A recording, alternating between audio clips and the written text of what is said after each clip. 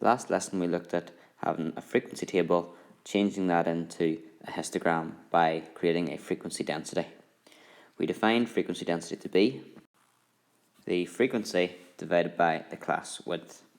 Now, today what we're going to try and do is have frequency densities, have the histogram, and try and go back to the table and find out what the table was before we started. Or in other words, try and find out what the frequency is. So we have that equation, we need to rearrange it, and then if we do that, bear in mind I just said we're going to today try and find frequencies. If we rearrange that equation, we would get that frequency is equal to, hopefully you can figure it yourself, the time it takes me to write. Now, I'm writing with this crayon. I should be getting a new pen next week, so better late than never. So frequency density times class width. Can you make sure that's in your notes? Frequency is actually the frequency density divided by the class width. If I show you quickly the histogram, frequency density is along the side and class width is along the bottom.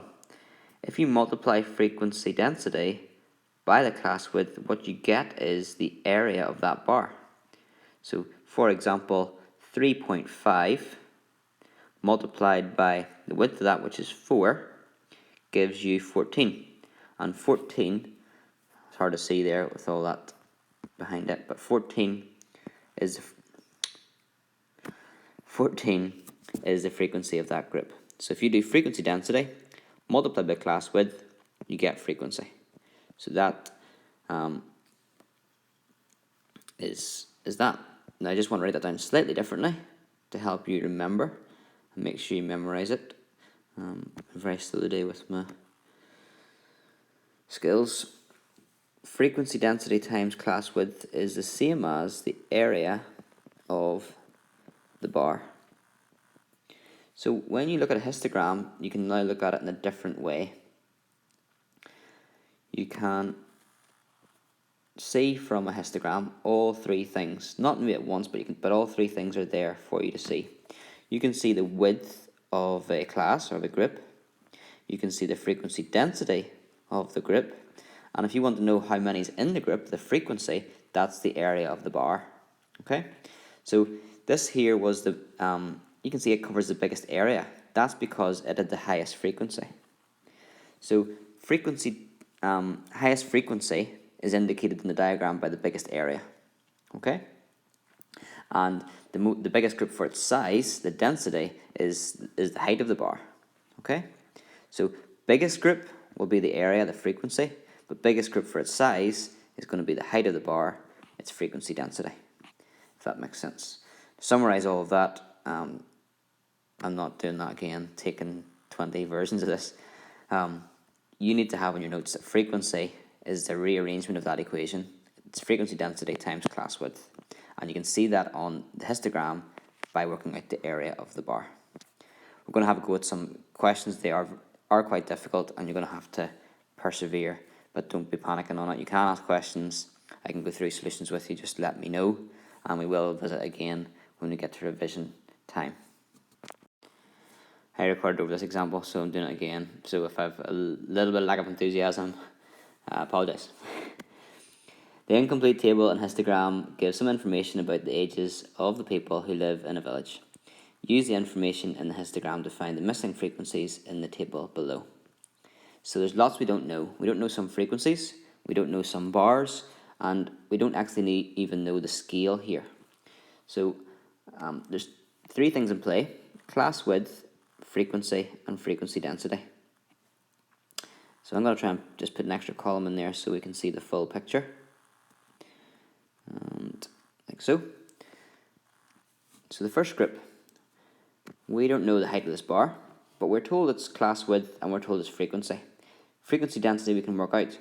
It's frequency divided by the width of that bar, 160 divided by 10, which gives us 16. And that gives us a clue to help us with all the rest of the work. The height of that bar is 16, which means half of the bar would be 8 and a quarter of the bar would be 4. So on the vertical scale, if you go up 1 that represents a frequency density of 4. Right, that should help us. The next one up is from 10 to 25, a width of 15, and the height is 4. Frequency density then is 4. The frequency is the area of that bar, because it's class width times frequency density. So 15 times 4 is 60. And the third one, the class width is 5, the height of the bar is 8, so the area of that bar is 5 times 8, which is 40. And the frequency density I just read off was 8. So the last two, we know the frequency, we have to get the frequency density so we can get the height of the groups. I've marked on it from 30 to 40, so the first one goes 30 to 40. How high up does it go? Let's get the frequency, 100 divided by the class width, which is 10. 100 divided by 10 is 10. So that would be roughly, well, not roughly, I'm trying to, not easy with this crayon. There we go. Okay, so that's your next bar, that should be at 10. The last group then is from 40 to 70. And so that's a class width of 30. The frequency is 120. 120 divided by 30 gives you 40. So it needs to be, I've made it, not rubbish. 120 divided by 30 is 4. Okay. So if I'm looking at that and saying, well, where's the highest frequency? The highest frequency is the biggest area. So the biggest area is this one here, it's 160. If I'm looking for the most common, like the most popular group, it's also that one there because it's the highest bar. It's the modal group. Okay. The histogram shows the weights of the eggs collected from a hen house. There are 60 eggs in the interval 60 to 65. Work out the number of eggs in the interval 45 to 55. So we got all the class widths of these groups, but we don't have any frequency densities. So we're lost, except for they give us this one fact here which we need to use. You don't need to make a table, but I think for me to show you, it'll be easier, and you might prefer actually just to go for this format. Up to you. Frequency, frequency density, and then this is the weight W. So the first group, I'm not going to write out properly just because of this crayon and for your sanity when watching me, but you know what I mean, these should be inequalities.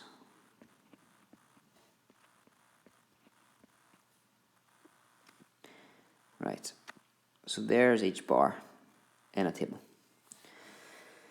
40 to 45. Don't know its frequency or its frequency density. Don't know. I know this one here. They tell me there's 60 eggs in that interval. So I can put 60 in there for rubbish. Doing well today. 60 in that interval. So if there's 60 eggs in this interval, the interval, they're calling it interval, we even call it classes, so we're going to go back to using class. The class width there is 5. 60 divided by 5 would give you 12. So the frequency density of that group is 12, which means the height of that bar is 12.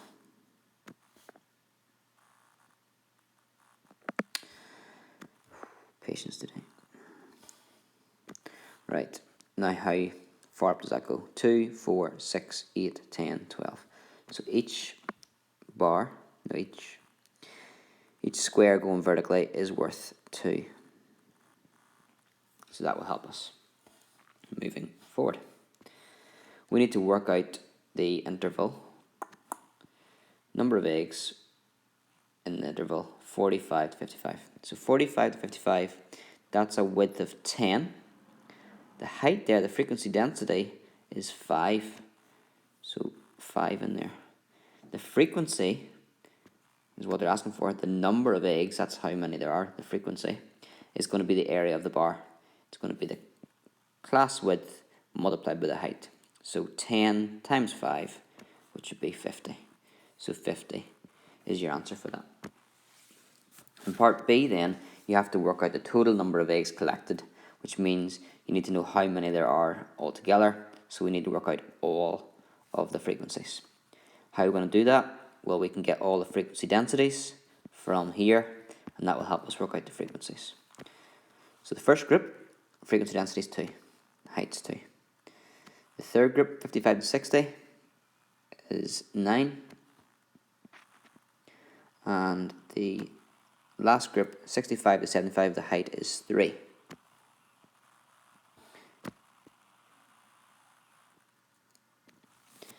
So the frequency is the area of the bar. So in the first one, that's 2 times the width, 5. Or you see it from the table,